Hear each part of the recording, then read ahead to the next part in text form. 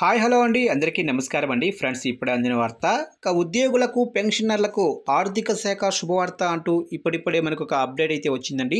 అయితే ఇందుకు సంబంధించిన పూర్తి వివరాలు అయితే మన వీడియోలో తెలుసుకుందామండి. వీడియో మాత్రం స్కిప్ చేయకుండా చూడండి ఫ్రెండ్స్, అప్పుడే మనకి పూర్తి సమాచారం అయితే తెలుస్తుంది. లేట్ చేయకుండా వివరాల్లోకి వెళ్ళిపోదాము. పండగ సీజన్ను దృష్టిలో ఉంచుకొని కేంద్ర ప్రభుత్వ ఉద్యోగులకు పెన్షనర్లకు శుభవార్త అందించింది. గణేష్ చతుర్థి ఓణం పండుగలకు ముందుగానే జీతాలు పెన్షన్లు చెల్లించడానికి అనుమతిచ్చింది.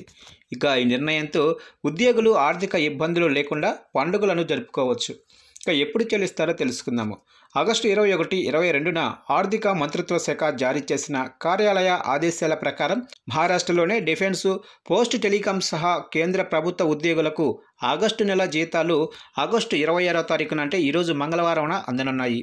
అంటే గణేష్ చతుర్థి ఆగస్టు 20వ తారీఖున కంటే ఒకరోజు ముందుగానే వారి జీతాలు బ్యాంకు ఖాతాల్లో జమ అవుతాయి. అదేవిధంగా సెప్టెంబర్ 4, 5 వరకు ఓణం పండుగ జరుపుకునే కేరళలోనే కేంద్ర ప్రభుత్వ ఉద్యోగులు పెన్షనర్లకు కూడా ఆగస్టు 25వ తారీఖున అంటే నిన్నే సోమవారం జీతాలు పెన్షన్లు చెల్లించారు.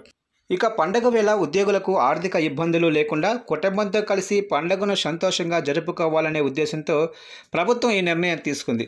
ఈ చెల్లింపులను అడ్వాన్స్గా పరిగణిస్తారు.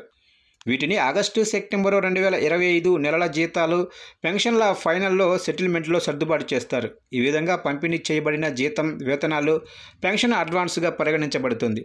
ప్రతి ఉద్యోగి పెన్షనర్ పూర్తి నెల జీతం, వేతనం, పెన్షన్ నిర్ధారణ అయిన తర్వాత సర్దుబాటు చేయబడుతుంది అని సర్క్యులర్లు పేర్కొన్నారు.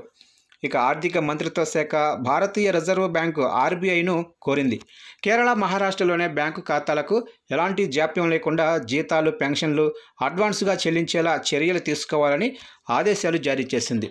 కేరళలోనే కేంద్ర ప్రభుత్వ పారిశ్రామిక ఉద్యోగులకు కూడా ఈ ముందస్తు చెల్లింపుల ఆదేశాలు వర్తిస్తాయి.